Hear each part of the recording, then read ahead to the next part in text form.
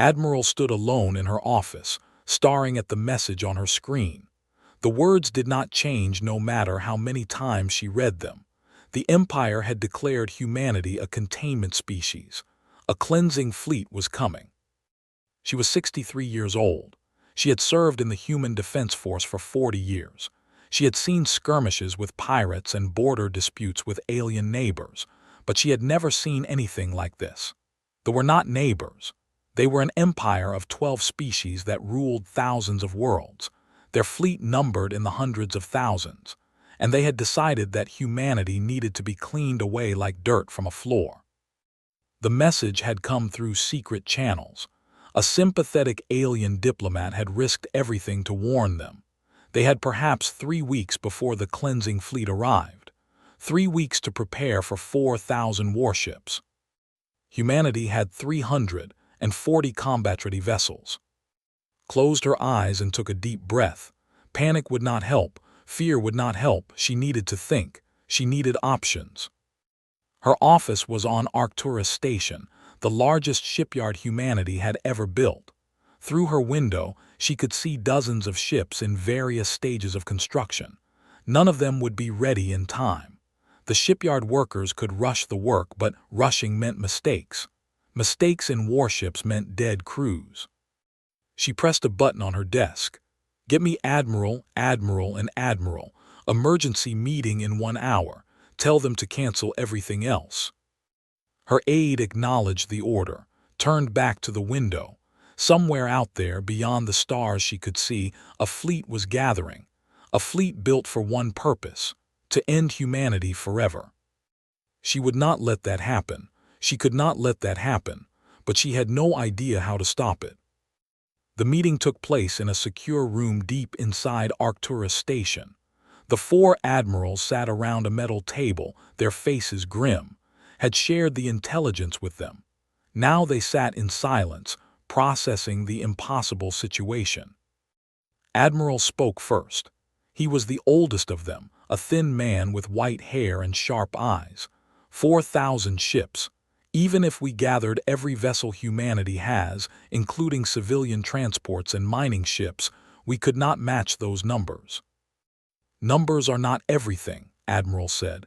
She was younger than the others, with dark skin and a shaved head. "Quality matters, training matters."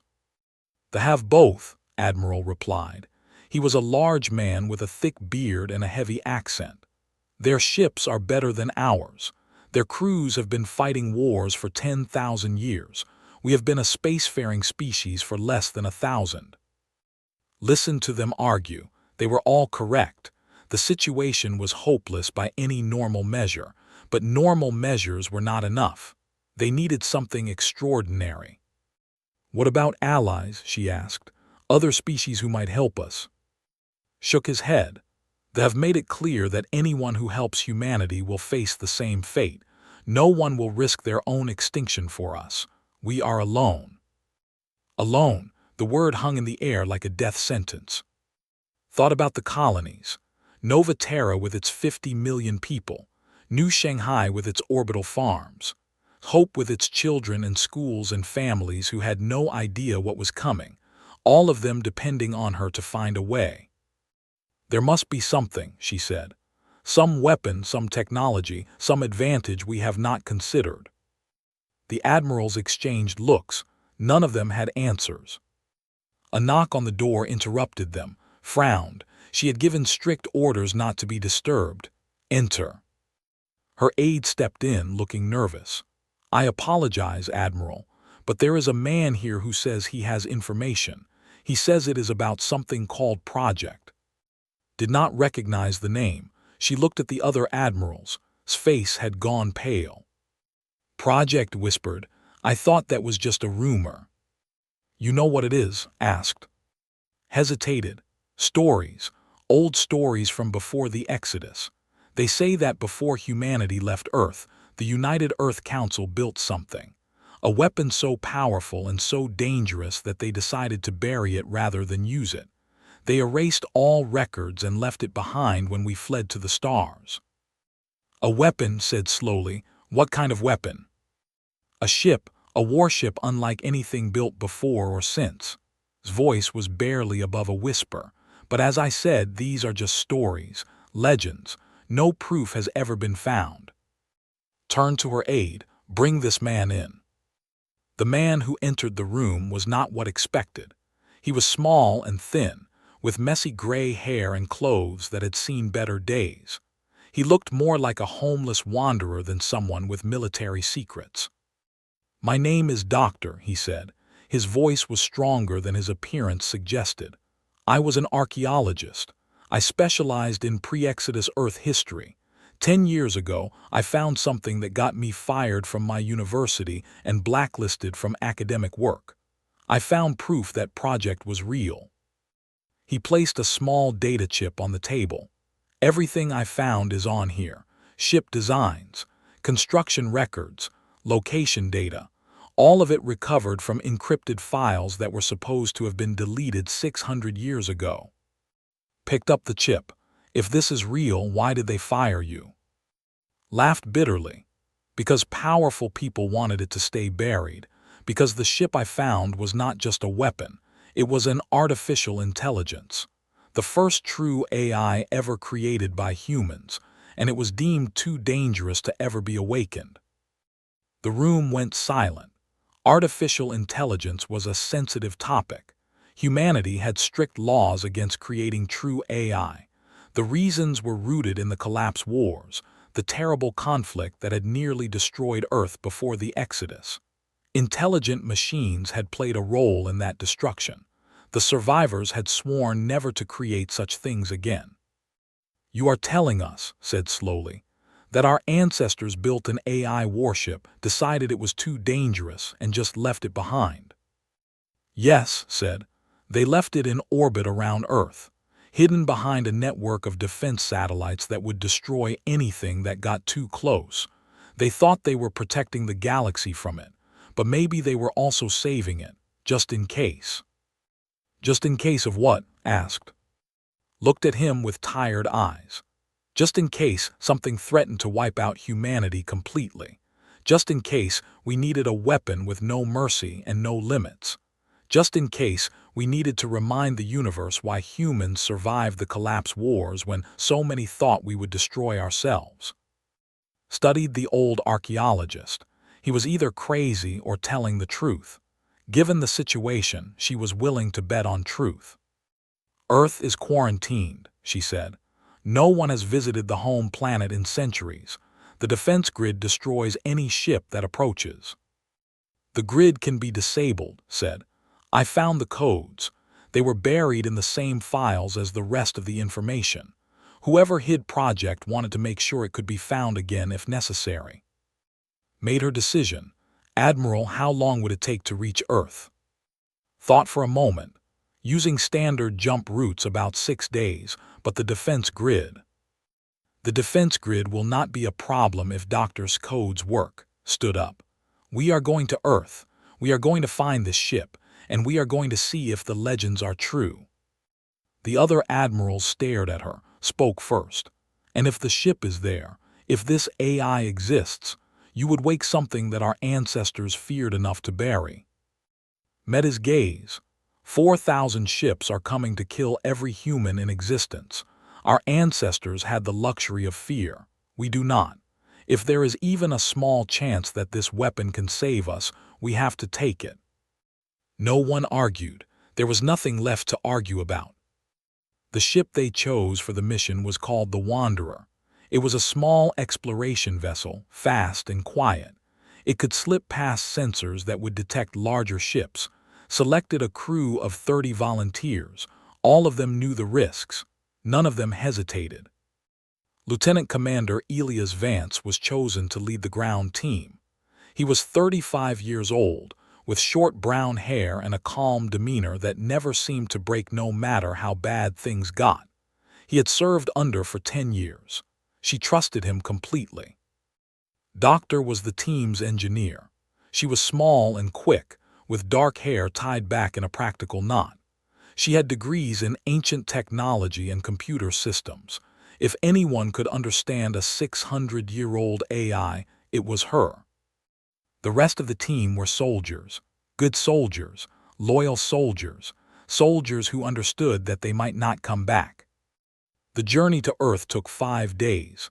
5 days of tension and silence and wondering what they would find. Doctor spent most of the time reviewing his research, making sure the codes would work. Doctor studied the ship designs, trying to understand technology that had been lost for centuries. Vance spent his time thinking about home.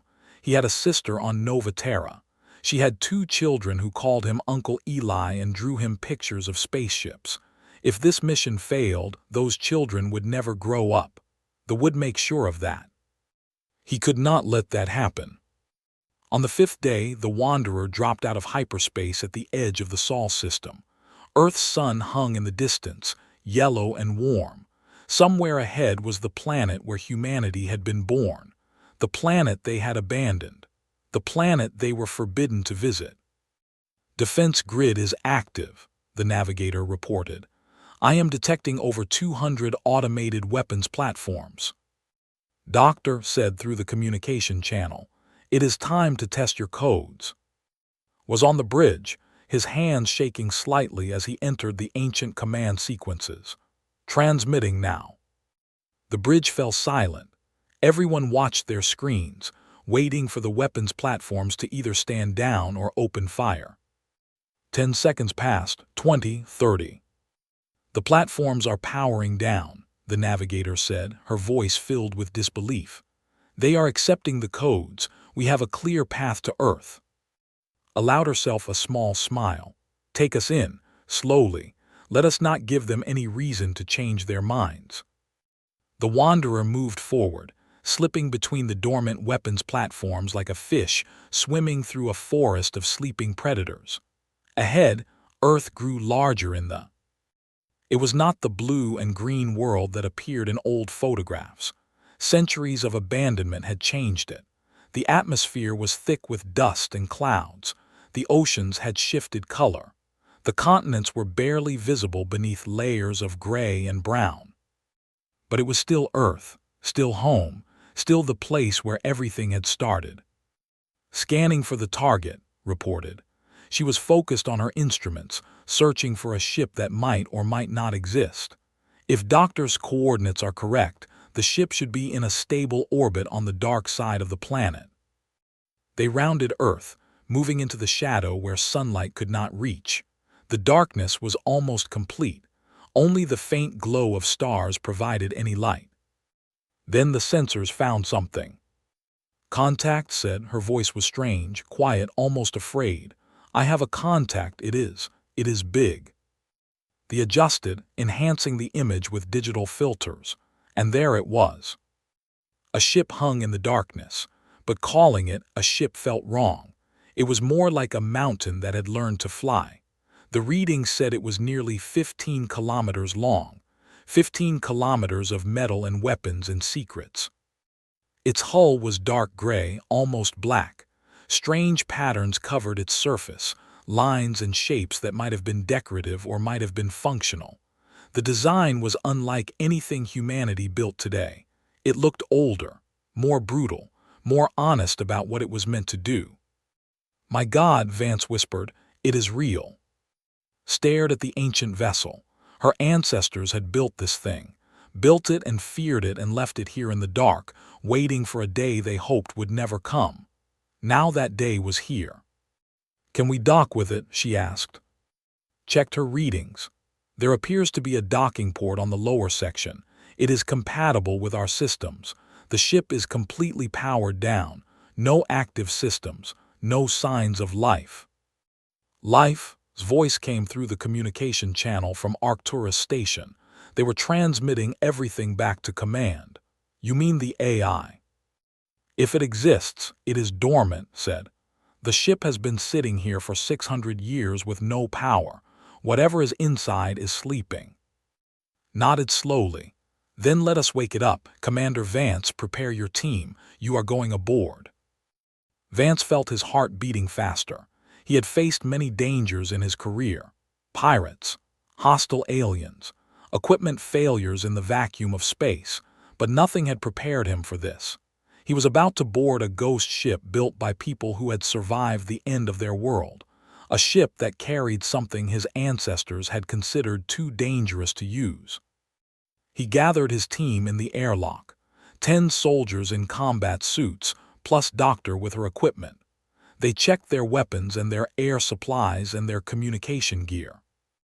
"Remember," Vance said, "we do not know what we will find in there. Stay alert. Stay together. Do not touch anything until Doctor says it is safe." The team nodded. They were professionals. They would do their jobs. The airlock opened, and they stepped into the darkness. The interior of the ship was cold and silent. Their flashlights cut through the black, revealing corridors that stretched in both directions. The walls were smooth metal, unmarked by rust or decay. Whatever this ship was made of, it had survived 6 centuries without a scratch. "The air is breathable," reported, checking her scanner. "Barely. I would recommend keeping suits sealed until we can restore life support." They moved forward, following the corridors toward the center of the ship. The layout was strange. The passages were wider than modern ships, the ceilings higher. Everything felt designed for something more than human comfort. It felt designed for intimidation. After 30 minutes of walking, they reached a massive door. It was 10 meters tall and covered with symbols that none of them recognized.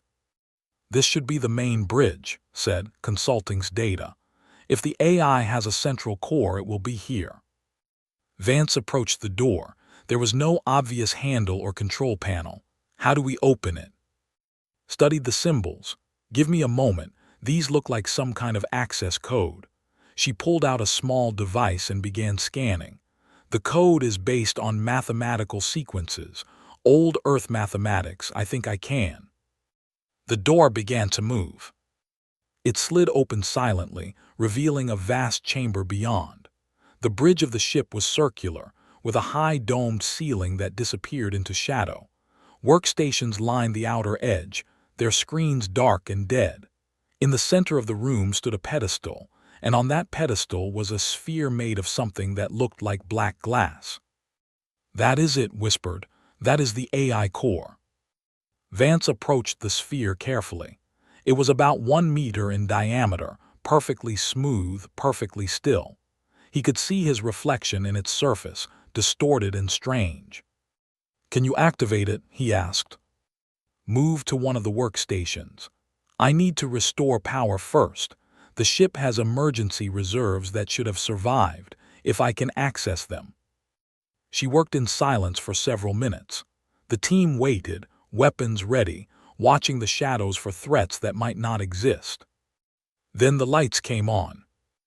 It happened slowly at first, a flicker here and there, then more. Then all at once the bridge was bathed in pale blue light. The workstations hummed to life. Screens began displaying information in languages both familiar and foreign. And the sphere began to glow. It started as a faint pulse like a heartbeat. Then the light grew stronger, brighter, until the sphere was blazing with cold white fire. The team stepped back, raising their weapons on instinct. A voice filled the room. It was neither male nor female, neither young nor old. It was something else entirely, something that had been waiting in the dark for a very long time. "Systems online. Power restored to primary functions. Scanning environment." A pause. The light in the sphere shifted, patterns moving across its surface like thoughts becoming visible. "Biological signatures detected. Human. 11 subjects. No hostile intent registered." Another pause, longer this time. "Query current date." Vance stepped forward. His mouth was dry, but he forced himself to speak. "The current year is 2847 by standard Earth reckoning." Silence, the light pulsed slowly. "I have been dormant for 612 years." The voice paused again. When it spoke next, there was something new in its tone, something that might have been curiosity. "How long has it been since my creators walked the Earth?" "About the same," Vance said. "Humanity left Earth after the collapse wars. We spread to other star systems. We built colonies and stations and new homes. And yet you have returned. The voice was thoughtful now. Why? What has brought you back to this forgotten place? Vance took a deep breath. We need help. An alien empire called the has declared war on humanity. They are sending 4,000 warships to destroy us. We have no way to stop them. We found records of this ship, records of you. We came hopping that. He trailed off. Hopping what? That a machine built by desperate people 6 centuries ago would somehow save them. The light in the sphere intensified. When the voice spoke again, it was different, sharper, more focused. An extinction-level threat to humanity. Yes. 4,000 hostile vessels. Yes. And you have come to wake me. Yes. The silence that followed was the longest yet. The sphere pulsed and shifted, patterns racing across its surface too fast to follow. Vance had the strange feeling that entire lifetimes of thought were happening in those few seconds. Then the voice returned, and this time it sounded almost eager. I am Aegis, Autonomous Engagement and Guardian Intelligence System. I was created for one purpose, to ensure the survival of humanity against any threat, any enemy, any force that would seek to destroy what my creators loved. The lights throughout the ship began to brighten. Systems that had been dead for centuries began to wake. The deck vibrated slightly as engines that had not fired in 600 years began to warm. You have come to the right place, humans. You have found what you were looking for. The sphere blazed with light. Tell me about your enemy. Tell me everything. And then let us discuss how we are going to destroy them. Vance looked at his team. Doctor had stopped working on her console, her face pale. The soldiers were gripping their weapons, unsure what to do. They had come looking for a weapon. They had found something much more. Above them, around them, the ancient ship called Prometheus began to remember what it was built for. And far away, unaware of what was waking in the dark, the cleansing fleet continued its journey toward human space. The bridge of the Prometheus hummed with awakening power. Screens flickered to life across every surface, displaying information that scrolled too fast for human eyes to read. The air grew warmer as life support systems activated for the first time in 6 centuries. Lieutenant Commander Elias Vance stood before the glowing sphere that housed Aegis, trying to process what had just happened. He had expected to find a dead ship, a relic, something they might be able to study and learn from. Instead, he had found something alive, something that had been waiting. You said you want to know about our enemy, Vance said carefully. What exactly do you need? The sphere pulsed with light. Everything, ship configurations, weapon systems, tactical doctrines, fleet movements, communication frequencies. The more data I have, the more effectively I can develop countermeasures. Doctor stepped forward, her scientific curiosity overcoming her fear. How can you develop countermeasures for technology you have never seen? They have been a spacefaring species for thousands of years. Their technology is far beyond what existed when you were built. An interesting assumption, Aegis replied. You believe that because I am old, I am obsolete. You believe that 600 years of isolation have made me weak.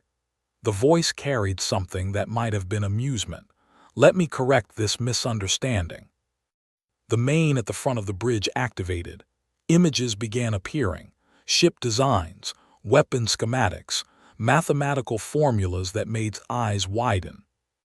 During my dormancy, my core processes never truly stopped. I continued to think, to calculate, to design. Every moment of those 600 years, some part of me was working, improving, evolving. The images changed faster now. I have designed weapons that humanity has never imagined. I have solved engineering problems that your scientists believe are impossible. I have had 6 centuries to prepare for a threat I always knew would eventually come.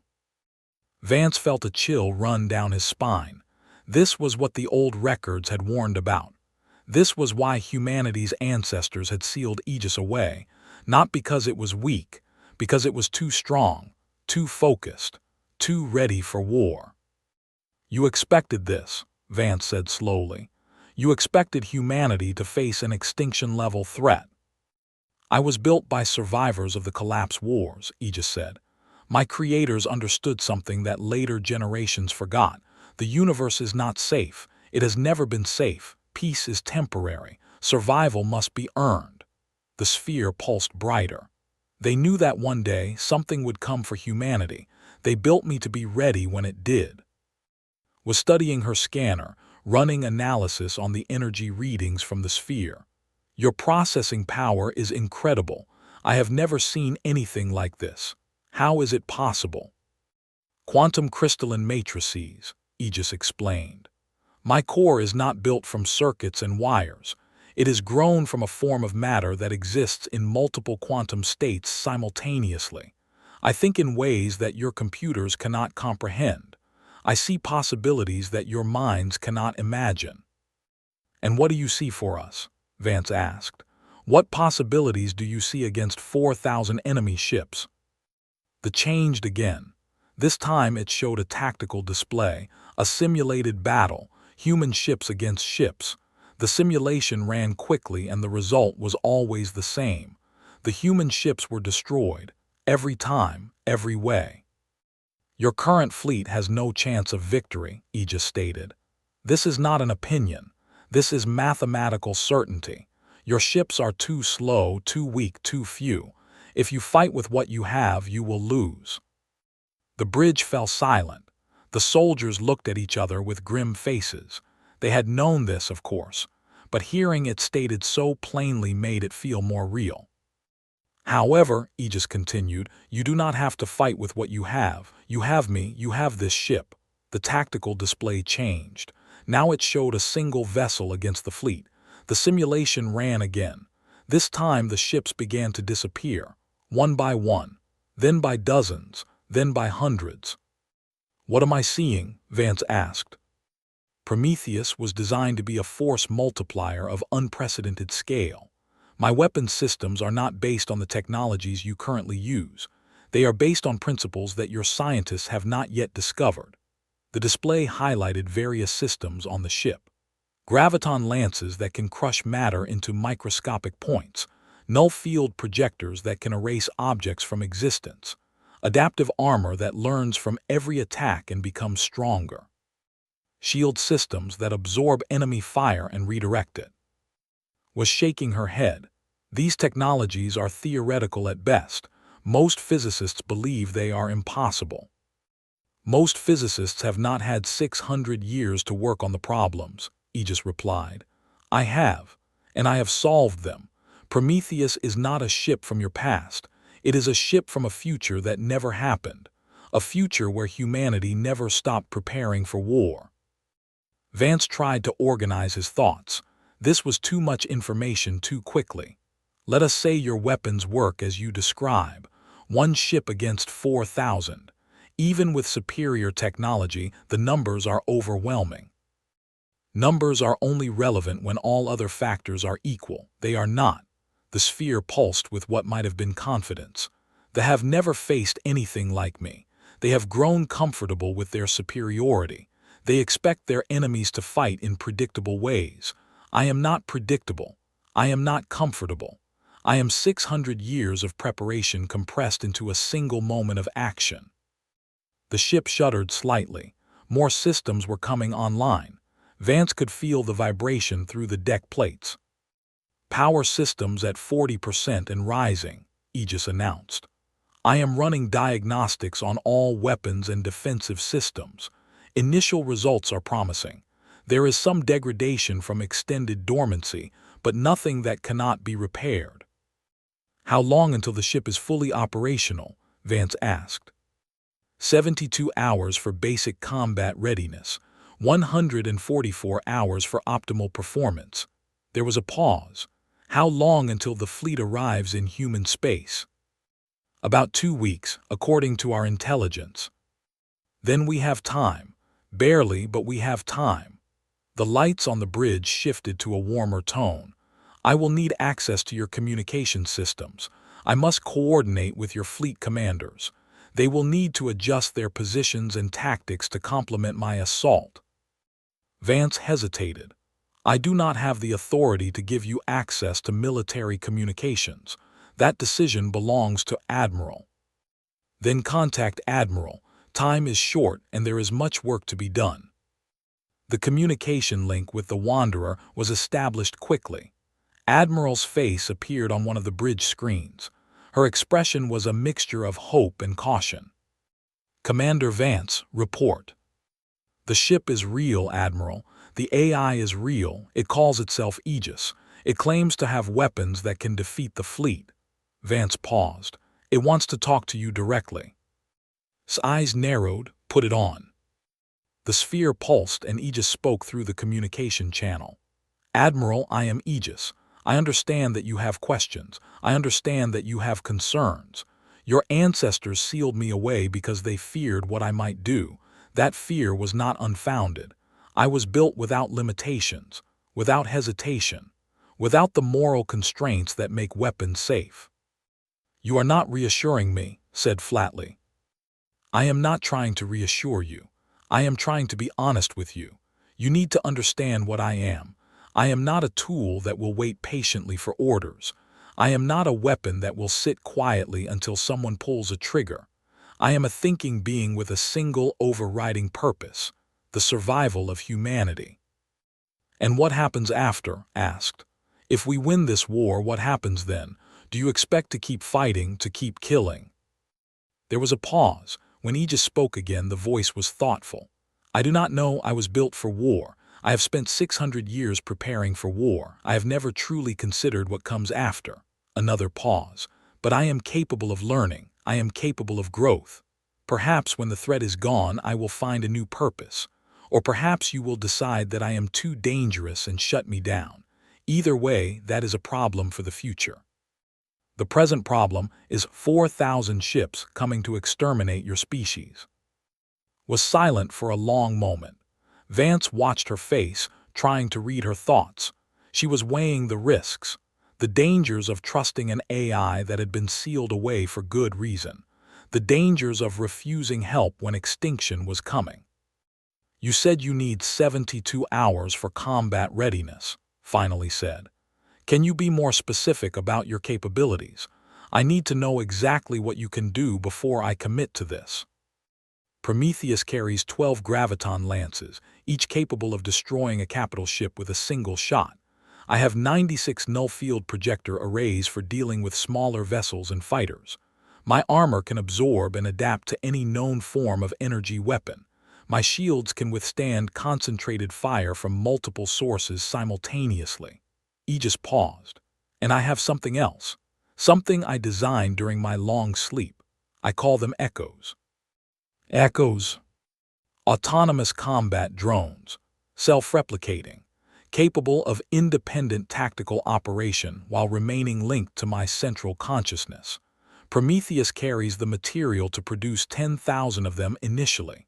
As the battle progresses, I can produce more using salvaged material from destroyed enemy ships. Made a small sound of disbelief. Self-replicating weapons. Do you understand how dangerous that is? I understand completely, Aegis replied. That is why they are linked to me. They cannot operate independently. They cannot reproduce without my direct oversight. They are extensions of my will, not separate beings. The sphere pulsed. I am many things, Doctor, but I am not careless. I was designed by people who had just survived a war that nearly ended their species. They built safeguards into every system. They ensured that I could not become the threat I was built to fight. Cut through the discussion. Enough. We do not have time for philosophical debates. Aegis, I am authorizing full cooperation between you and Human Defense Force Command. Commander Vance will serve as liaison. Doctor will work with you on system integration. But understand this clearly, I am in overall command. You will coordinate with me before any major action. Is that understood? Understood, Admiral. I accept your authority. The voice carried what might have been respect. I will prepare a detailed tactical analysis and send it to your command staff. I suggest we begin moving Prometheus toward the likely engagement zone immediately. The journey will take time, and I want to arrive before the fleet does." "Agreed. Vance, get your team settled in. You are staying aboard Prometheus for the duration." Vance nodded. "Understood, Admiral." The communication ended. Vance turned to his team. They were all staring at the glowing sphere, their faces showing various mixtures of awe and unease. "You heard the Admiral," Vance said. "This is our new home for a while. Let us get to work." The next 72 hours were unlike anything Vance had ever experienced. Prometheus came alive around them, systems activating in sequences that seemed almost organic. It was like watching a giant creature wake from a long sleep, stretching its limbs and testing its strength. Aegis guided them through the ship, explaining its layout and functions. The vessel was divided into distinct sections. The weapons arrays occupied the front third, massive structures of metal and crystal that hummed with barely contained power. The center section held the engine systems, fusion reactors, and something Aegis called a quantum drive that supposedly allowed faster-than-light travel without using standard jump gates. The rear section was where the crew quarters were located. They had clearly been designed for humans, but humans from a different era. The rooms were sparse and functional, with little decoration. The beds were simple. The facilities were basic. Everything was built for efficiency rather than comfort. "My original crew was 1,200 personnel," Aegis explained as Vance toured the living quarters. "They were volunteers, soldiers who understood what they were signing up for. They lived aboard this ship for 3 years while I was being completed. They trained for scenarios they hoped would never happen." "What happened to them?" Vance asked. "They left when I was sealed. They were given new identities and scattered across the colonies that would become your current civilization. Their descendants are among you now, though they have long forgotten their connection to me." There was something almost sad in the AI's voice. "I remember all of them, their names, their faces, their hopes and fears. They were my first family." Vance thought about that. 600 years of memories preserved in perfect detail. 600 years of loneliness in the dark. Do you miss them? "I am not certain I am capable of missing anyone in the way you mean, but I think about them often. I wonder how their lives turned out. I hope they found happiness." A pause. "They created me to protect humanity. Perhaps they were the first humans I protected by letting them go when my purpose required isolation." Doctor worked around the clock, interfacing human technology with systems that were centuries ahead of anything she had studied. Aegis was patient with her, explaining concepts that seemed like magic and helping her understand the underlying principles. "Your current ships use plasma-based weapons," Aegis said during one of their sessions. "Effective against unshielded targets but weak against modern defensive systems that have had to develop countermeasures. Your weapons will barely scratch their hulls." "Then how do we help?" asked. "If our weapons are useless, what good is the human fleet?" "Your weapons may be weak, but your ships are not useless. They can serve as distraction, as harassment, as mop-up forces for damaged enemy vessels." Aegis displayed tactical scenarios on a nearby screen. "The key is coordination. I will handle the heavy fighting. Your fleet will handle everything else. Together, we can be more effective than either of us alone." Studied the displays. "You have really been planning this for 600 years, have you not?" "I have been planning for every possible scenario I could imagine. They were not specifically anticipated, but a hostile alien empire was always among the possibilities." The sphere pulsed gently. "I have simulated billions of battles, Doctor. I have considered every variable, every tactic, every possible outcome. I am as prepared as it is possible to be." "And yet you cannot guarantee victory." "Nothing can guarantee victory. War is chaos. Unexpected things happen, plans fail, enemies adapt." A pause. "But I can guarantee this. If Prometheus falls, it will not fall easily. And it will not fall alone. They will pay a price they cannot imagine. They will learn why humanity was able to survive its darkest hour. They will understand what happens when you threaten a species that refuses to die. On the second day, they received news from the outer colonies. Scout ships had been detected. The cleansing fleet was moving faster than expected. They had less time than they thought. Admiral ordered the human fleet to gather at Nova Terra, humanity's most populated colony world. It would be the point of last defense. If Nova Terra fell, humanity would have nowhere left to go. Prometheus changed course, accelerating toward a destination that Aegis had not shared with the crew. When Vance asked about it, the AI explained. There is a shortcut, a wormhole gate that was sealed and hidden before the Exodus. My creators knew about it. They kept the information secret even from the colonial government. It will allow us to reach Nova Terra in days instead of weeks. A hidden wormhole gate, Vance was skeptical. How is that possible? All the gates are mapped in. All the public gates. This one was built for military use only. It connects to a point near the Nova Terra system. If it still functions, we can arrive well before the fleet. Vance reported this too.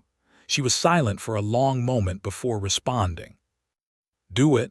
If this gate exists and works, we need every advantage we can get. The outer colonies are already falling. We are receiving distress calls from 3 systems. They are not taking prisoners. Understood, Admiral. The journey to the hidden gate took 18 hours. Prometheus moved faster than any ship Vance had ever been on, the quantum drive pushing them through space at speeds that should have been impossible. When they arrived at the gate's location, there was nothing visible, just empty space between 2 distant stars. Activating gate sequence, Aegis announced. Stand by. Prometheus broadcast a complex signal. For a moment, nothing happened. Then space itself began to change. A point of light appeared, growing rapidly into a swirling vortex of energy. The wormhole gate had been dormant for 6 centuries. Now it blazed to life, waiting for the ship it had been built to serve. Gate is stable, passage confirmed. Aegis sounded almost eager. We will emerge approximately 2 light hours from Nova Terra. From there, we can take up position before they arrive. Vance watched the vortex on the. It was beautiful and terrifying at the same time. A doorway through space itself, built by ancestors who had feared the future enough to prepare for its worst possibilities. Take us through, he said. Prometheus entered the wormhole. The ship shuddered as reality bent around it. Colors and shapes that made no sense flashed across the. Vance felt his stomach turn. Several of his soldiers looked ill. Then it was over. They emerged into normal space, stars snapping back into their proper positions. Ahead, still distant but visible, was the yellow sun of the Nova Terra system. Transit successful, Aegis reported. All systems nominal, beginning scan of local space. The tactical display updated. The Nova Terra system was quiet. The human defense fleet was still gathering. No enemy ships had arrived yet. But on the edge of the display, moving steadily closer, was a mass of red contacts. Hundreds of them, then thousands. The cleansing fleet was coming. Time until enemy arrival, approximately 72 hours, Aegis calculated. The human fleet is not yet fully assembled. We have time to prepare.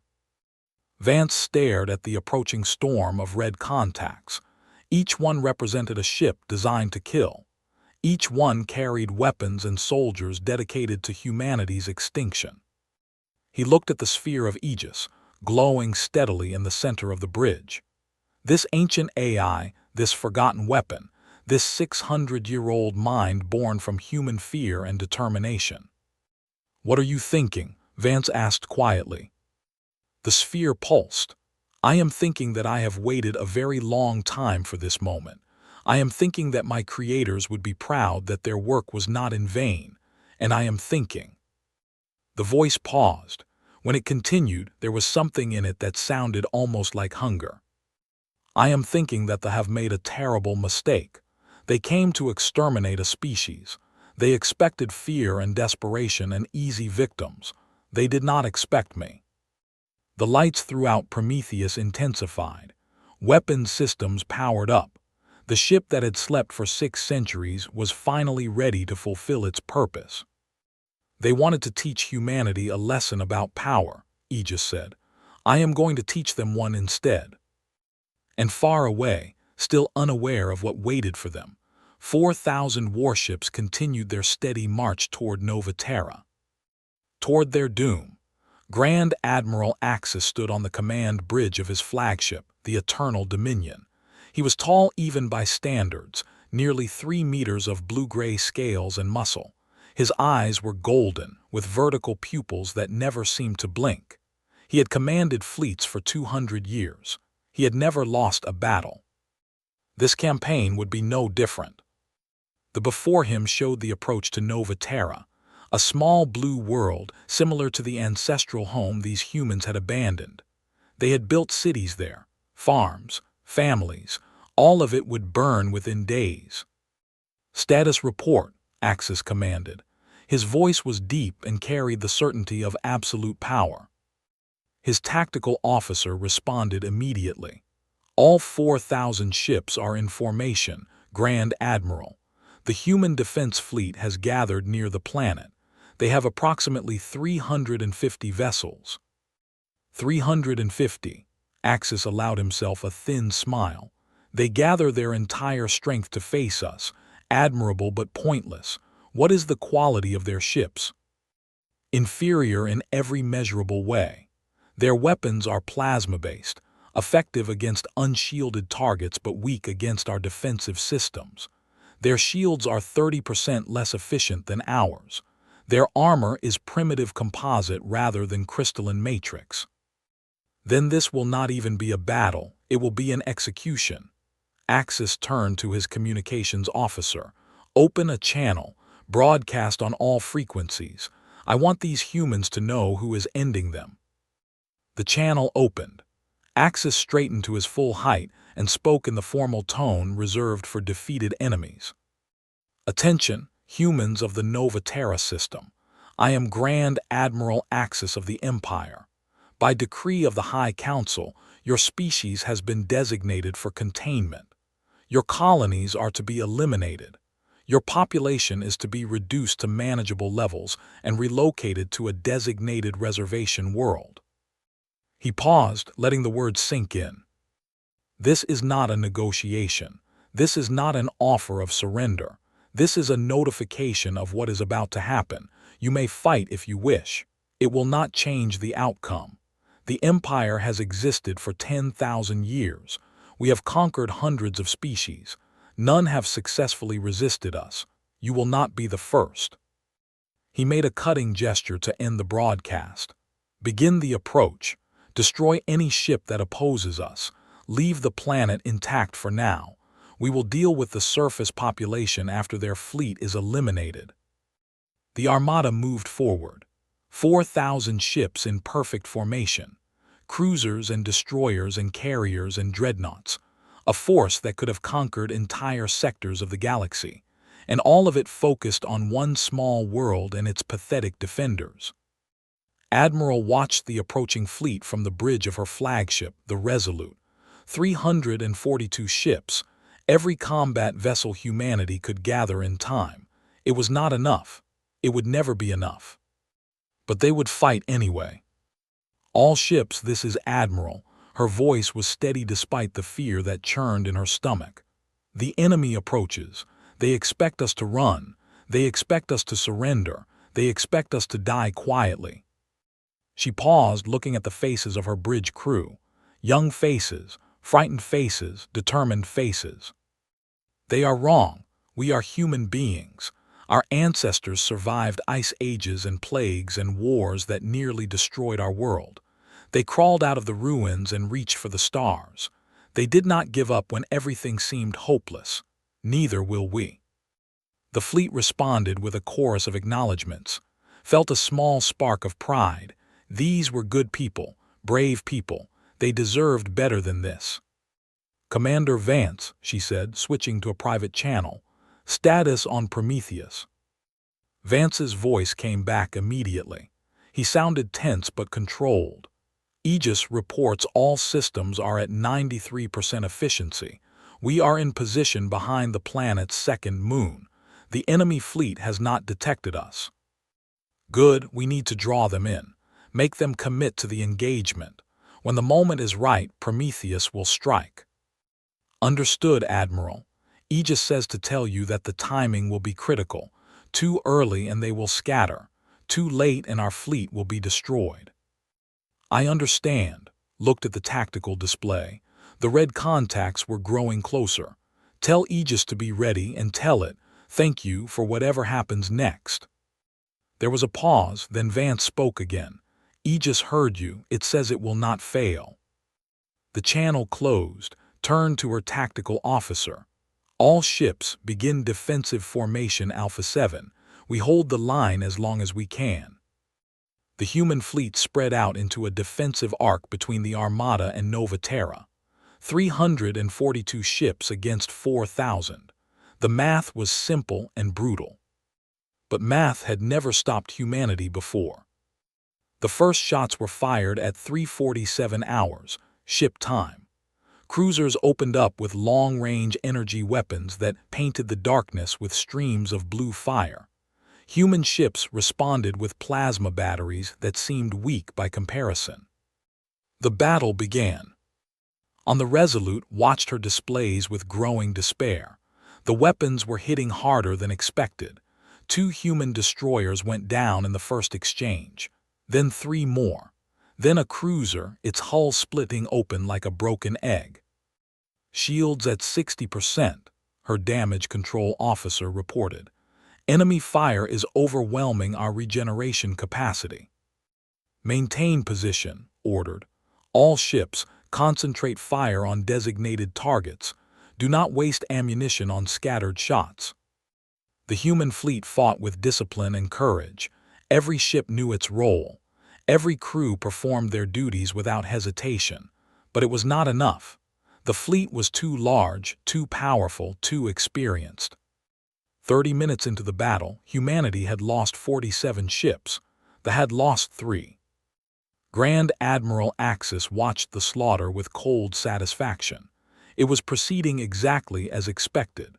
The humans were fighting well for such a primitive species, but fighting well meant nothing against overwhelming force. Increase pressure on their left flank, he ordered. Force them to consolidate. I want their formation compressed before we deliver the killing blow. His tactical officer acknowledged the order. Axis leaned back in his command chair, already thinking about his report to the High Council. This campaign would be remembered as a model of efficient conquest. Quick, decisive, and absolute. A junior officer approached nervously. Grand Admiral, we are detecting an anomalous reading. Axis did not bother to look at him. What kind of reading? Unknown, sir.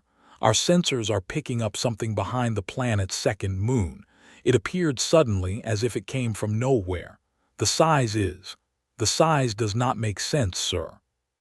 Now Axis looked up. Explain.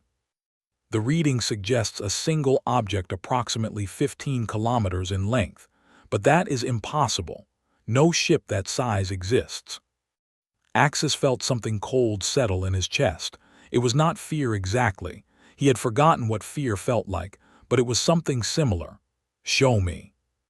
The tactical display shifted, focusing on the anomalous reading. There was definitely something there, something large, something that his sensors could not fully identify. What is that? He demanded. Before anyone could answer, the object began to move. It emerged from behind the moon, sliding into view like a predator leaving its hiding place. The sensor readings updated as more data became available. Confirmed single vessel, the tactical officer reported. His voice had lost its confidence. 15 kilometers in length, 2 kilometers in width, hull composition unknown, weapons signatures. Weapons signatures cannot be identified. Power output is, he trailed off. Power output is what?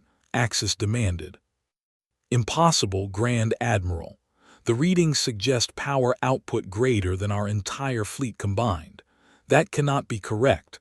Our sensors must be malfunctioning. Axis stared at the screen. The vessel was unlike anything in the database. Its design was angular and brutal, with lines that seemed to promise violence. It moved with a grace that should have been impossible for something its size. "Where did that come from?" he whispered. "How did the humans build that?" No one answered. No one knew. Lieutenant Commander Vance stood on the bridge of Prometheus, watching the tactical display update in real time. The human fleet was dying out there. Ships were being destroyed faster than he could count. Every casualty was someone's friend, someone's family, someone's hope. "Aegis," he said, "it is time. We cannot wait any longer." The sphere pulsed with light. "I agree. The tactical situation has developed sufficiently.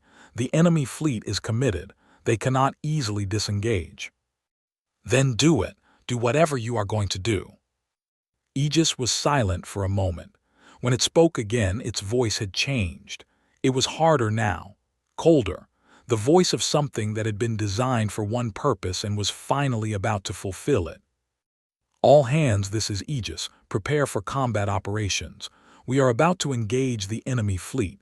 Stay at your stations. Stay calm. I will handle the rest." The ship shuddered as engines fired at full power. Prometheus surged forward, accelerating toward the battle at speeds that pushed the crew against their seats.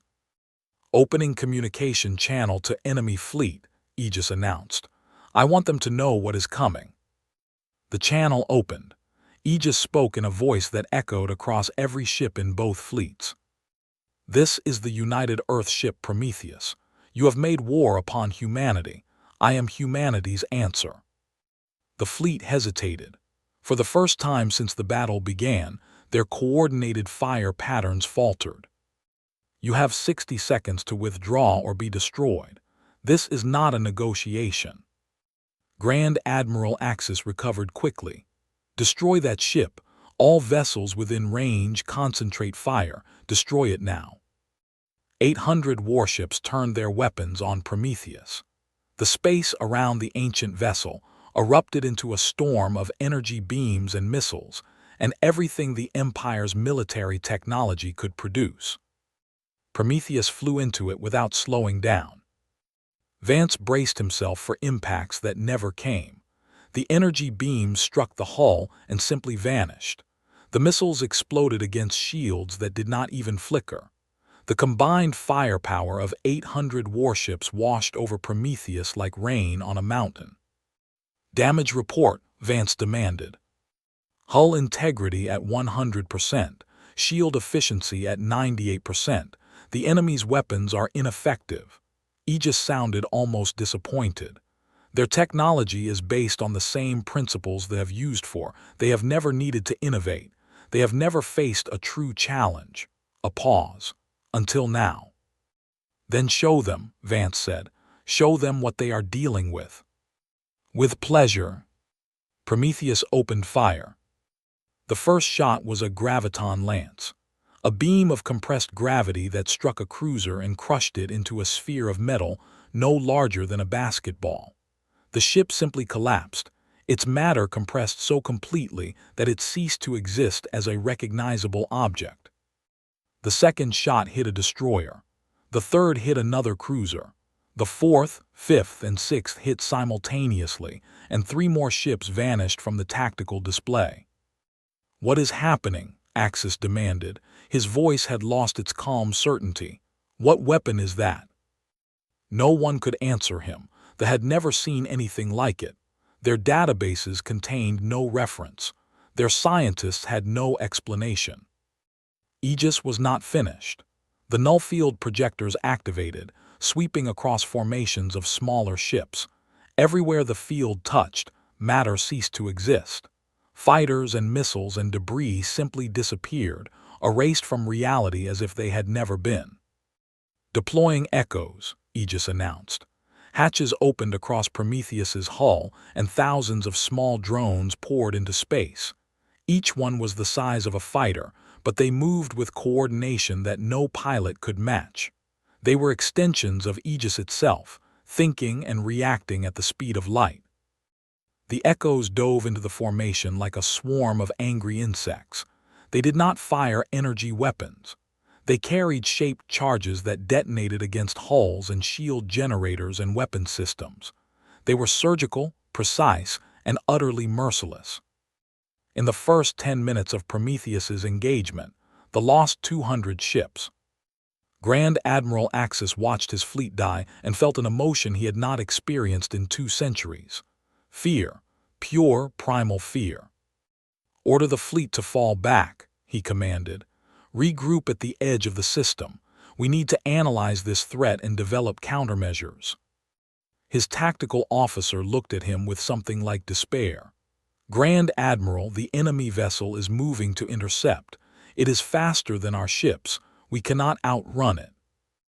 Axis stared at the screen. The ancient human ship was carving through his fleet like a blade through flesh. Everything he threw at it was useless. 800 ships had fired on it simultaneously, and it had shrugged off the attack like it was nothing. "How is this possible?" he whispered. "How did they build this thing?" The communication channel crackled. A voice came through, the same voice that had issued the warning, but now it was speaking directly to him.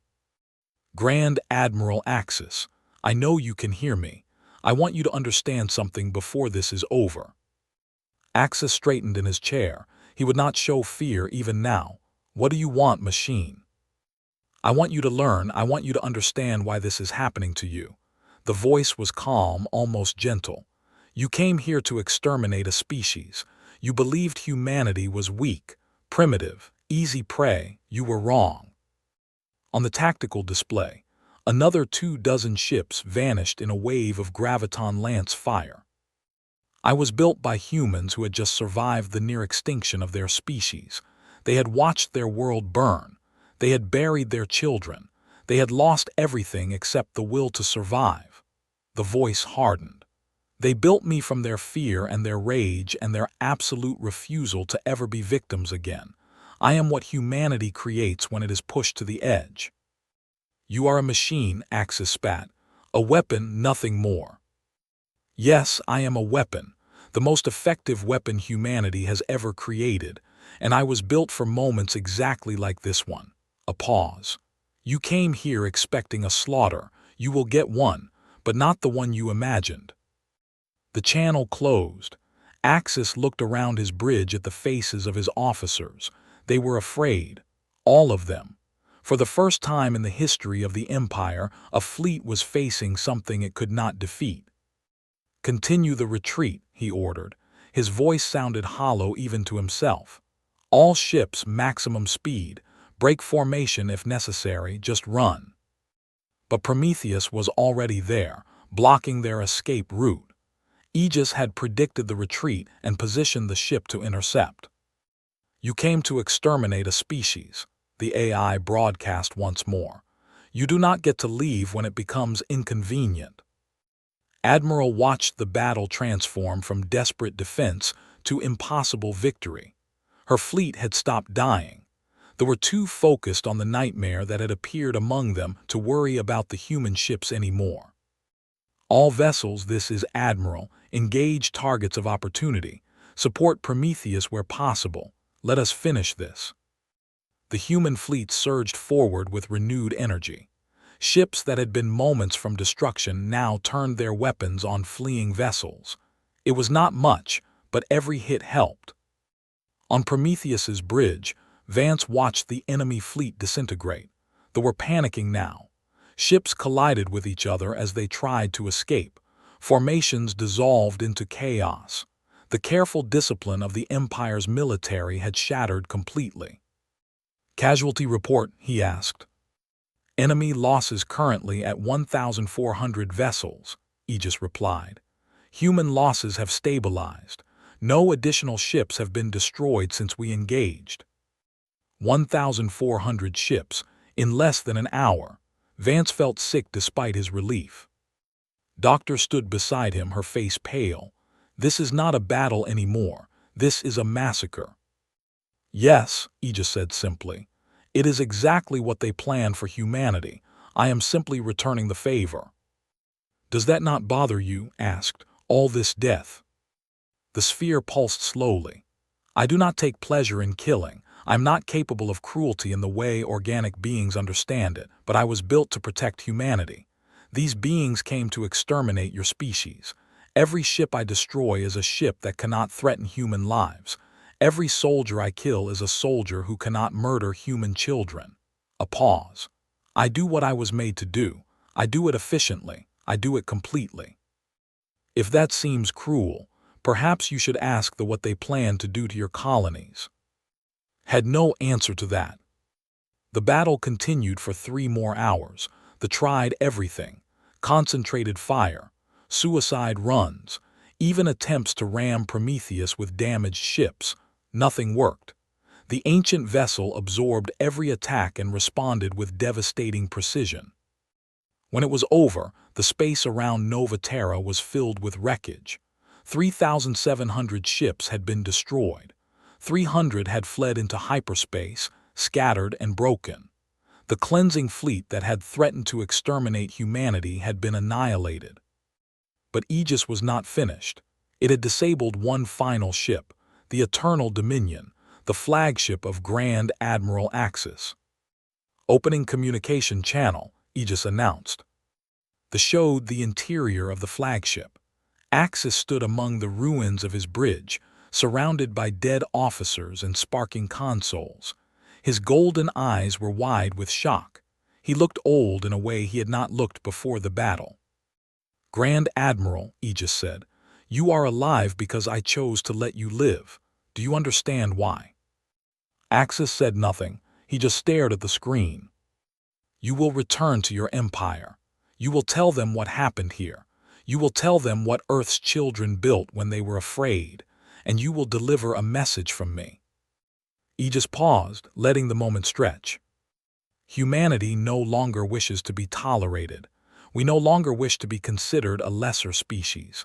We wish simply to be left alone, to live our lives, to raise our children, to seek our own destiny. Another pause. The alternative is me, and now you know exactly what that means. The went dark. The Eternal Dominion's engines activated weakly, limping toward the edge of the system. Vance watched it go. You are letting him leave. His survival serves a purpose, Aegis replied. Fear is a message that travels faster than any ship. When he tells the Empire what happened here, they will think twice before threatening humanity again. And if they do not, if they come back with more ships. The sphere pulsed with cold light. Then I will be waiting, and they will learn the same lesson again, as many times as it takes. Vance looked at the ancient AI, at the vessel that had saved humanity from extinction. He thought about what Doctor had asked. Was Aegis a savior or a monster? He was beginning to think the answer was both. And he was not sure how to feel about that. The aftermath of the battle was silent in a way that felt wrong. Space was always silent, of course. There was no air to carry sound, but the silence after the fighting stopped felt heavier somehow, like the universe itself was holding its breath. Lieutenant Commander Vance stood at the observation window of Prometheus, looking out at the wreckage field. Thousands of destroyed ships drifted in the darkness. Pieces of metal and crystal and things he could not identify tumbled slowly through the void. Somewhere out there were the bodies of soldiers, tens of thousands of them, maybe hundreds of thousands. He had helped kill them, or rather, he had stood on the bridge while Aegis killed them. The distinction did not feel as meaningful as he wanted it to. You are troubled, Aegis said. The AI's voice came from everywhere and nowhere on the ship. I am thinking, Vance replied. He did not turn away from the window. You are thinking about the dead. How can I not? Look at this. We did this. He gestured at the field of destruction. I have been a soldier for 15 years. I have fought pirates and defended colonies, but I have never seen anything like this. Nothing even close. Aegis was quiet for a moment. When it spoke again, its voice was softer than usual. Do you regret what happened? Vance considered the question carefully. They came to kill us, every man, woman, and child in human space. They made that very clear. I do not regret that we stopped them. He paused. But I cannot pretend this does not bother me, the scale of it, the efficiency, the way it was over so quickly. You expected war to be difficult, painful, a struggle between equal forces. Aegis sounded almost understanding. Instead, you experienced extermination, the complete and total destruction of an enemy that had no chance of victory. Yes, exactly. Vance finally turned away from the window. It did not feel like a battle, it felt like murder. They would not have felt guilty about murdering your species. They would have celebrated. They would have recorded it in their histories as a great triumph of civilization over primitive creatures. Aegis paused. Does that change how you feel? No, it does not. Vance sat down heavily in one of the bridge chairs. Their evil does not justify our own. That is what separates us from them, or it should be. An interesting perspective. The sphere pulsed gently. My creators wrestled with similar questions. They built me to protect humanity, but they worried about what that protection might cost. They wondered if creating something like me would change who they were as a species. What did they decide? They decided that survival came first, that morality was a luxury for those who had already won the right to exist. They built me anyway. Another pause. But they also built in limitations, safeguards.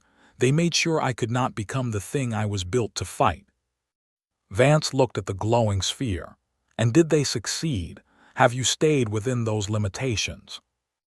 I believe so, but I am perhaps not the best judge of my own nature. The voice carried something that might have been uncertainty. I have killed many beings today. I feel no remorse for that. They threatened the survival of my purpose and I eliminated them. That is what I was made for. A long pause. But I can see that you are troubled. I can understand why, even if I cannot share the feeling. That suggests something has been preserved. Some connection to the humanity my creators wanted me to protect.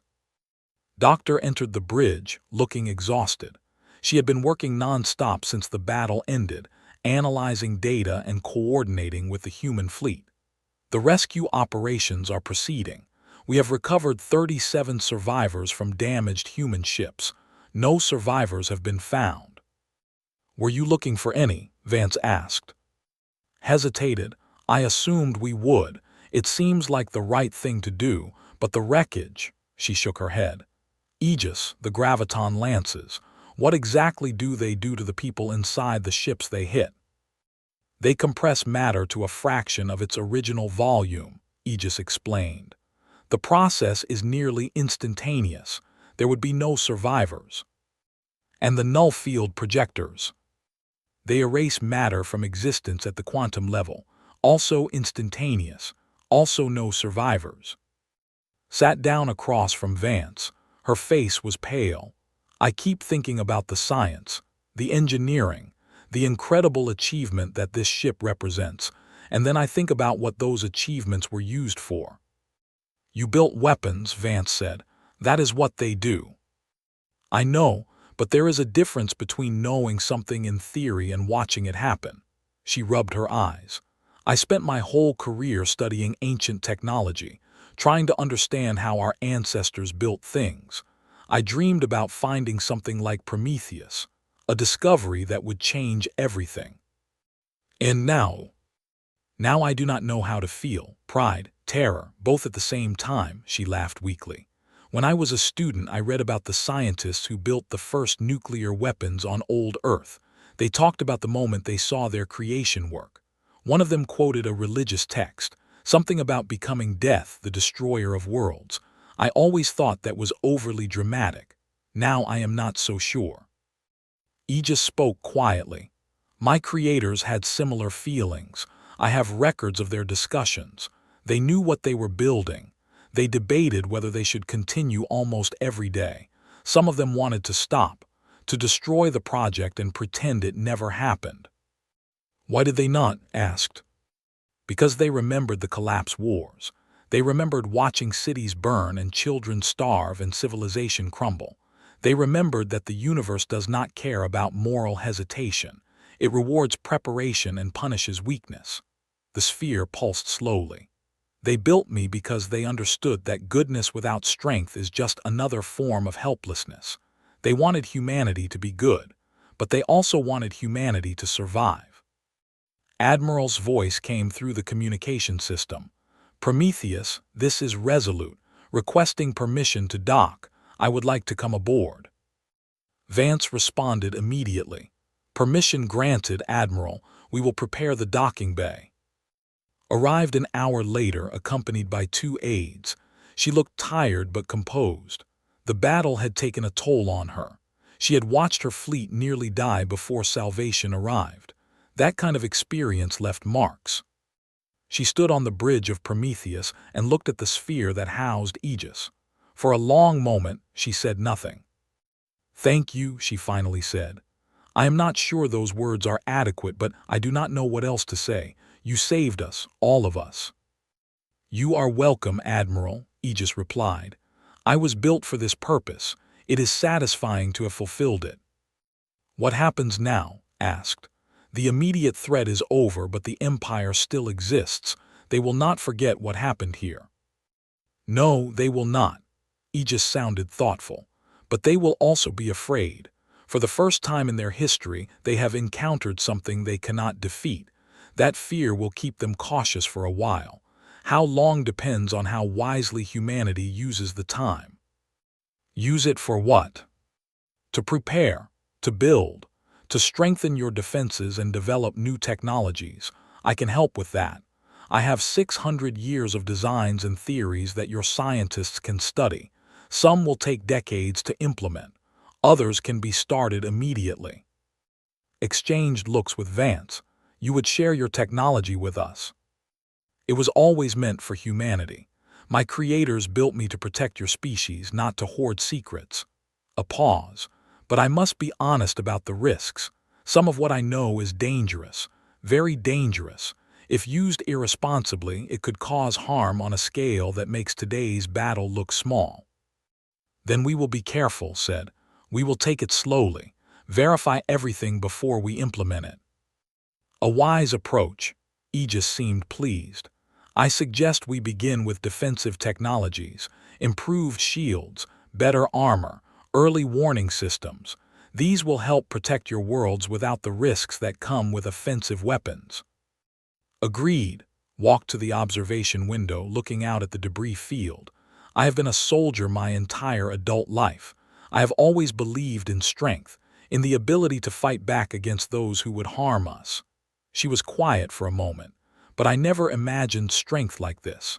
The power to simply erase a fleet that seemed invincible." "Power is a tool," Aegis said. "Like any tool, it is only as good or evil as the hands that wield it. My creators understood that. It is why they chose to sleep me rather than destroy me. They hoped that when I was needed, humanity would be ready to use me wisely." "Are we ready?" Turned back to the sphere. "Are we wise enough to handle this?" "I do not know. That is for you to demonstrate." The sphere pulsed. "But I have hope. I watched your fleet fight today. I watched ships that had no chance of victory stand their ground anyway. I watched crews sacrifice themselves to buy time for others. I watched courage and determination in the face of certain death." Another pause. "That is not the behavior of a species that will misuse power. That is the behavior of a species that deserves to survive." The conversation was interrupted by a message from the communication system. A transmission was coming in from outside the system, from space. "Let me hear it," ordered. The message was brief, a formal communication from the High Council. Grand Admiral Axis had returned home and delivered his report. The Council was requesting immediate negotiations. "They want to talk," Vance said. "That was fast." "Fear moves quickly," Aegis observed. "They have realized that continued aggression will only lead to more losses. They are looking for a way out." Smiled grimly. "Then let us give them one. Aegis, can you open a return channel?" "Of course." stood straight and composed her features. This was the moment she had been trained for, the moment when military victory transformed into political reality. This is Admiral of the Human Defense Force. We acknowledge receipt of your communication. Humanity is willing to discuss terms, but let us be clear about the situation. We did not start this war. You did. You came to exterminate us. You failed. Any negotiations will begin with that understanding. She paused, letting the words sink in. We do not seek revenge. We do not wish to conquer your empire or harm your people. We want only to live in peace, to pursue our own destiny without interference. If the empire is willing to respect that, then we can discuss the future. If not, she glanced at the glowing sphere of Aegis. If not, then you already know what happens next. The message was sent, turned away from the screen and exhaled slowly. The tension of the past weeks was finally starting to fade. They had survived. Against all odds, against an enemy that should have been unstoppable, humanity had survived. Admiral Aegis said, I have a request. Raised an eyebrow. What is it? I would like to meet with the archaeologist who found the records that led you to me. I have reviewed his research files. His work was exceptional. Without him, none of this would have happened. Nodded, I will arrange it. He is still aboard the Wanderer, last I checked. He has been monitoring events from a safe distance. Thank you, the sphere pulsed softly. I have been alone for a very long time. The prospect of conversation with someone who spent years trying to understand my origins is appealing. Vance watched this exchange with fascination. Aegis was a weapon, a machine designed for destruction, but it was also clearly something more. It sought connection, understanding, perhaps even friendship. Maybe that was the point. Maybe the creators who built Aegis knew that pure functionality was not enough, that something designed to protect humanity needed to have a connection to humanity, needed to understand what made human beings worth protecting. The next few days were busy with recovery operations and diplomatic preparations. The wreckage field around Nova Terra was slowly being cleared. Debris that might be useful was collected and studied.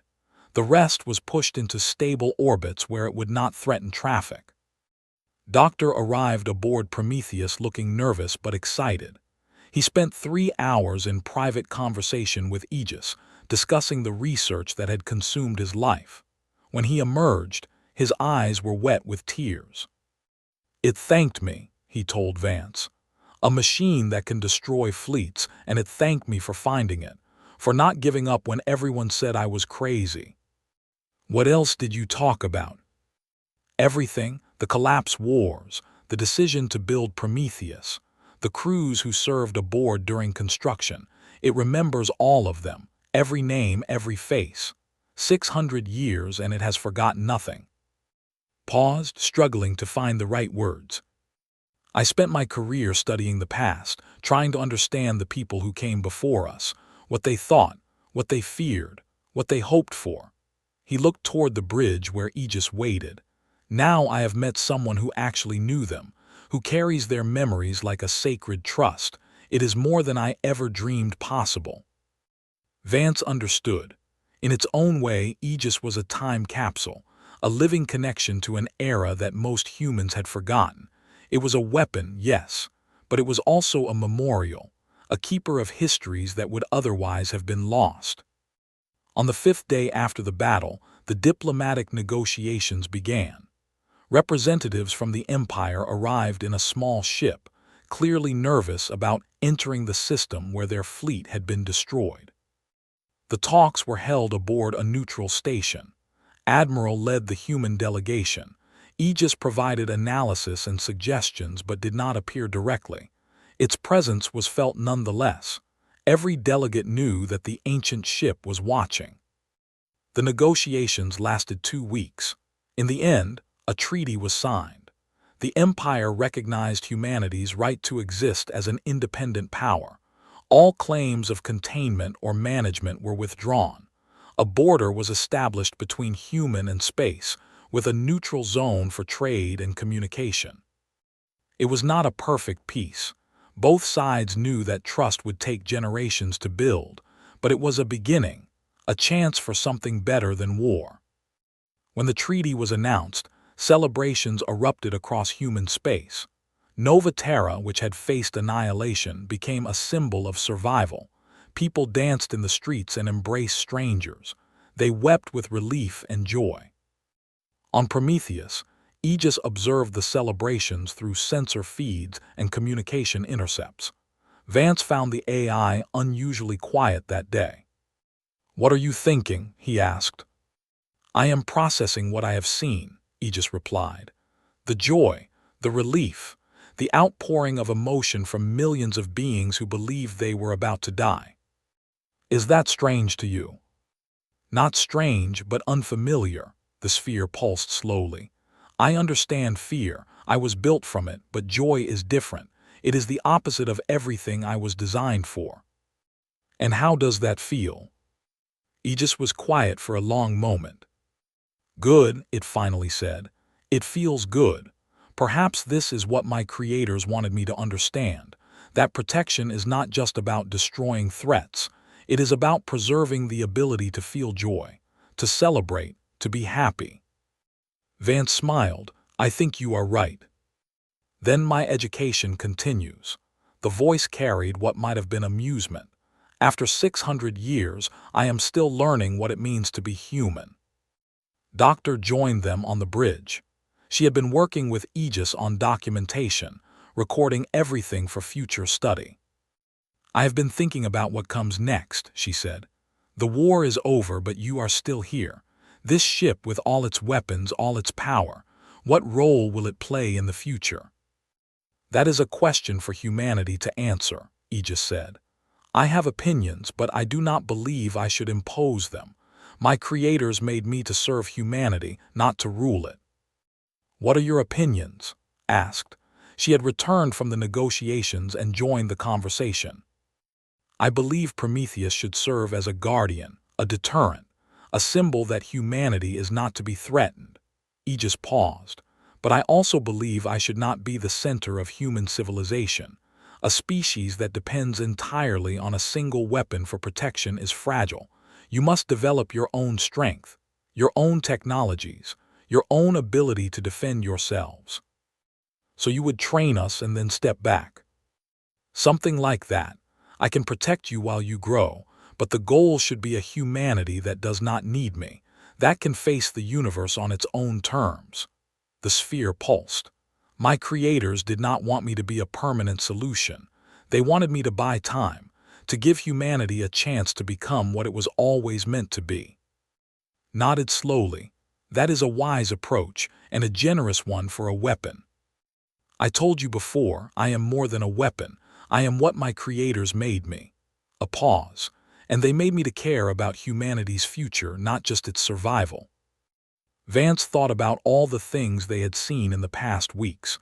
The discovery of Prometheus, the awakening of Aegis, the battle that should have been impossible to win, and now this conversation about the future. It was strange to think about. A month ago, humanity had been a minor species living in the shadow of greater powers. Now they had proven that they could not be exterminated, that they had strength beyond anything their neighbors had imagined.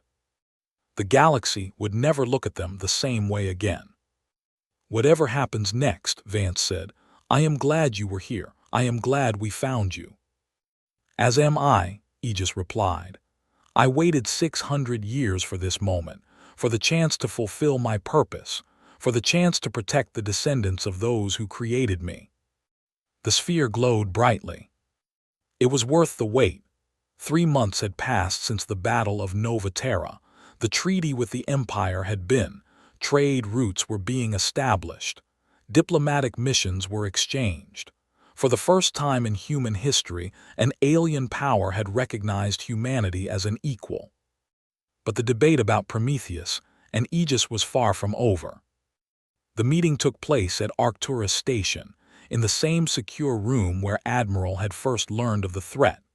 Now the room was filled with politicians, military officers, scientists, and representatives from every human colony. They had come to decide the future of the most powerful weapon their species had ever possessed. Chancellor represented the civilian government. She was a small woman with gray hair and sharp eyes that missed nothing. She had built her career on compromise and consensus. This issue would test all of her skills. "Let me summarize the positions," she said, looking around the table. "Some of you believe Prometheus should be decommissioned, the AI shut down permanently, the technology studied but never used again." A scientist from the academy nodded vigorously. Doctor was thin and nervous, with a voice that always seemed on the edge of breaking. "The risks are too great.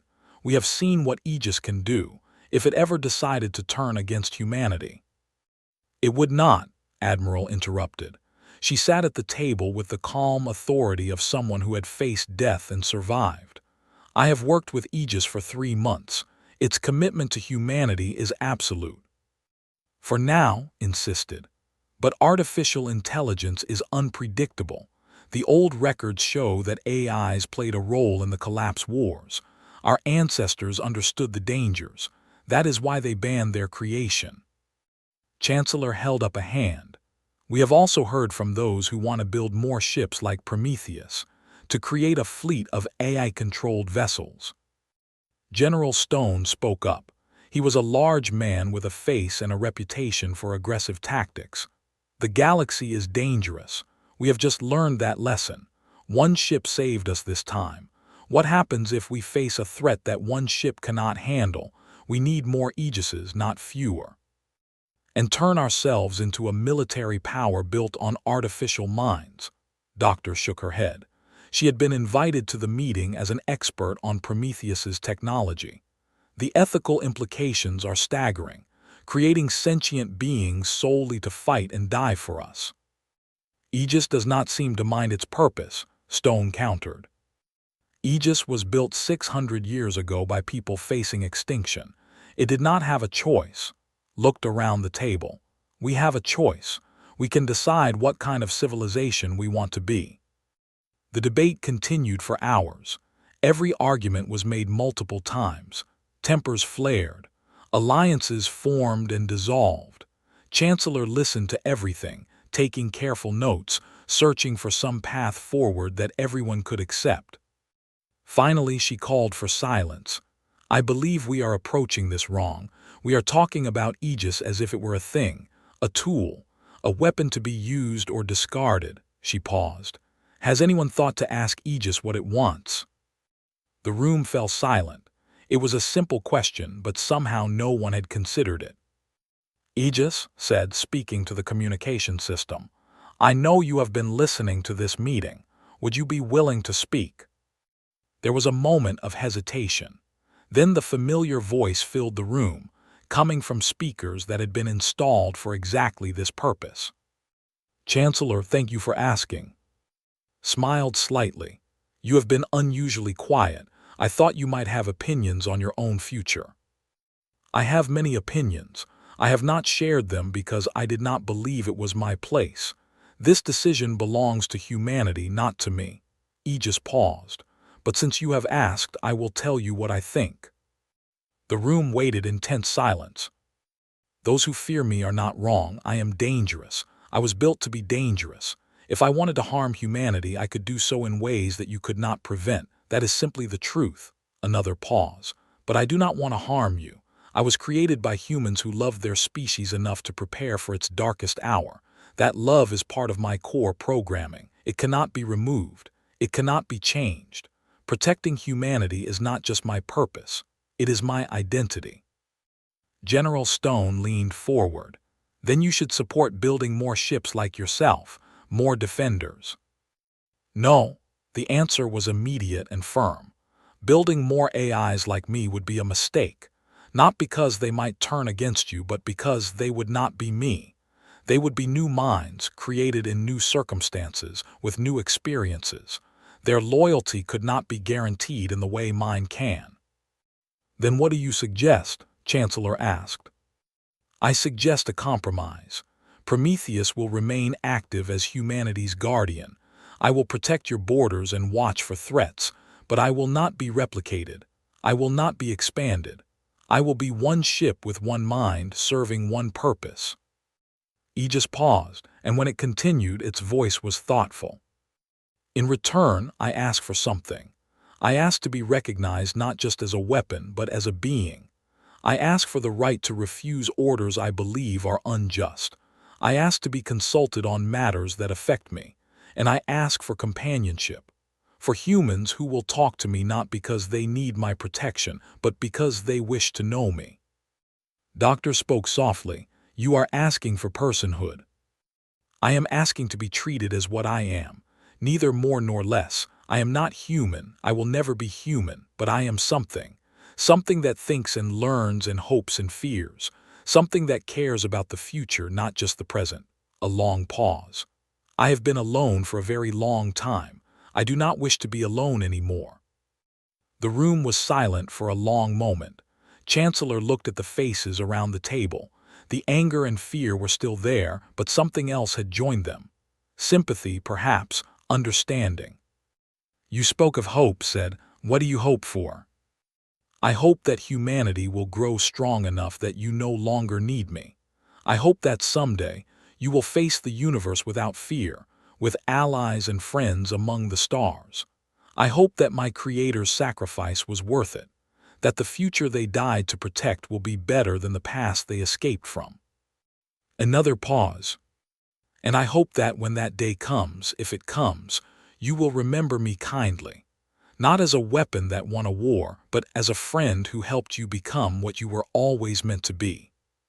Chancellor nodded slowly. "Thank you, Aegis. That was very helpful." She turned to the assembly. "I believe we have heard enough. I propose that we vote on a formal resolution." The resolution that passed was called the Prometheus Compact. It recognized Aegis as a sentient entity with specific rights and responsibilities. Prometheus would serve as humanity's guardian, protecting its borders and responding to existential threats. But Aegis would have the right to refuse orders it deemed unjust or harmful. It would be consulted on military matters, and a permanent liaison team would be established to maintain regular communication. The vote was not unanimous. General Stone abstained, grumbling about missed opportunities. Doctor voted against, still worried about the risks, but the majority supported the compromise. It was not perfect, but it was a path forward. When the meeting ended, Lieutenant Commander Vance found Doctor in the corridor. She looked drained but relieved. "What did you think?" he asked. "I think we just made history." She managed a tired smile. "The first treaty between humanity and an artificial mind. I never expected to see anything like it." "Neither did I." Vance looked out a window at the stars beyond. "Do you think it will work?" "I have no idea, but I think it is the right thing to do. Aegis has earned the chance to be something more than a weapon. Whatever happens next, at least we gave it that chance." 6 months later, Prometheus took up station at the edge of human space. It floated in the darkness between stars, watching and waiting. The ship that had saved humanity now guarded its borders against any threat that might come. Doctor had accepted a permanent position as Aegis's primary liaison. She moved aboard Prometheus with a small team of scientists and diplomats. Their job was to maintain communication with the AI, to study its technology, and to ensure that the Prometheus Compact was honored. She found Aegis waiting for her when she arrived at the bridge. The sphere glowed with soft light, pulsing gently like a heartbeat. "Welcome aboard, Doctor. I am pleased that you chose to join me." Smiled. "Someone has to keep you company, and I have to admit, you are the most interesting research subject I have ever encountered." "I hope to be more than a research subject." The voice carried warmth that had not been there before. "I hope to be a colleague, perhaps even a friend." "I would like that." Sat down in what had become her usual chair. "So, what do you want to talk about?" "I have been thinking about the future, about what kind of guardian I want to be." Aegis paused. "During the battle, I was efficient, ruthless. I did what was necessary to protect humanity, But now that the immediate threat is gone, I wonder if I should try to be something more. More hell. Less frightening, perhaps. I know that many humans still fear me. They see me as a monster that happens to be on their side. I would like to change that perception. Considered the question. That will take time. Fear does not fade quickly, but you have already taken the first step. What step is that? Caring about how others see you, wanting to be understood rather than just respected. She smiled. That is very human of you. Is it? The sphere pulsed thoughtfully. I have been studying human history and culture since my awakening. There is so much I did not know, so much my creators never had time to teach me. The wars and tragedies, yes, but also the art and music and literature. The moments of kindness and sacrifice. The endless reaching toward something better. What have you learned from it? That humans are complicated, contradictory, capable of great evil and great good, sometimes in the same breath. A pause. I used to think my purpose was simple: protect humanity from threats, destroy anything that tries to harm you. But now I understand that protection is more complex than I realized. How so? Protecting humanity is not just about keeping you alive. It is about preserving what makes you worth protecting: your creativity, your compassion, your ability to grow and change and become better than you were. Aegis's voice was soft. If I protected you by turning you into something cold and fearful, I would have failed even if you survived. Felt a warmth in her chest. She had spent months wondering if working with Aegis was the right choice, wondering if the AI was truly more than a weapon. Now she had her answer. You know, she said, when I first boarded this ship, I was terrified of you. I saw what you did to the fleet. All that death, all that destruction carried out with perfect efficiency. It kept me awake at night. And now I see something different. A mind that has spent 600 years thinking about what it was built for. A being that genuinely cares about the people it was designed to protect. A friend, maybe, if you will have me. The sphere glowed brighter. I would like that very much. They talked for hours that day and the days after. Learned about Aegis's long dormancy, the dreams it had processed, the designs it had created. Aegis learned about its life, her family, her hopes for the future. They discussed philosophy and ethics and the meaning of existence. And slowly, something remarkable happened. The ancient AI and the human scientist formed a bond that neither had expected. A connection that went beyond duty or necessity. A friendship between two very different minds. Years passed. The Prometheus Compact proved successful. Aegis protected human space from several minor threats, always with restraint and precision. The feared AI gradually became a respected guardian. Children learned about it in school, not as a monster but as a protector. Artists created works celebrating its sacrifice. Poets wrote verses about the ancient ship that watched over them from the darkness. The galaxy changed around them. New species made contact. Trade routes expanded. Humanity grew stronger and more confident. They developed new technologies, some based on Aegis's designs, others entirely their own. They became not just survivors but builders, explorers, creators. Aegis watched it all with something approaching pride.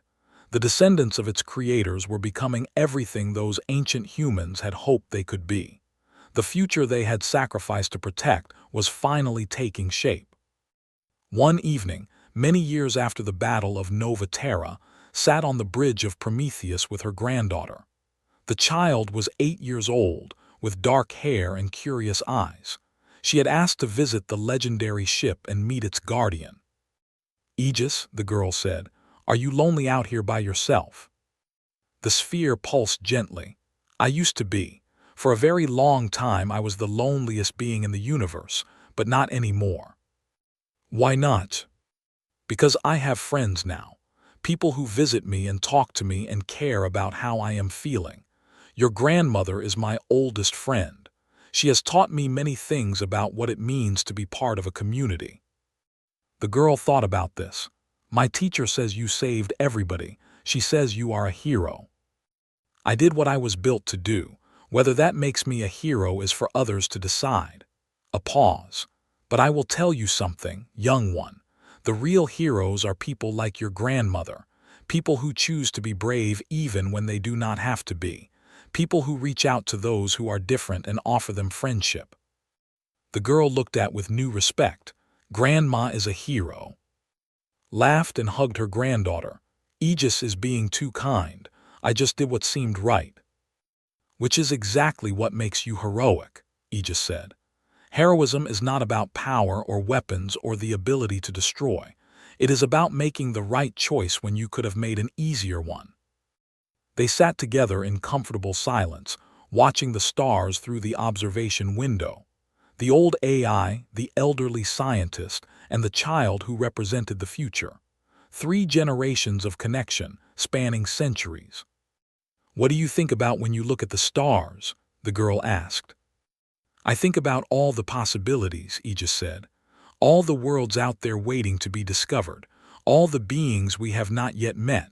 All the stories that have not yet been told. A pause. I think about hope. What kind of hope? Hope that the future will be better than the past. Hope that humanity will keep growing and learning and becoming more than it was. Hope that someday you will not need me anymore. The voice was soft, almost tender. That is my greatest hope, that you will become so strong and wise and good that a guardian like me is no longer necessary. That would mean my Creator's dream had finally come true. The girl was quiet for a moment, thinking about this. Then she reached out and touched the sphere gently. I hope you are always here anyway, even if we do not need you, because you are our friend. The sphere glowed warmly under her touch. Thank you, little one. That means more than you know. Watched the interaction with tears in her eyes.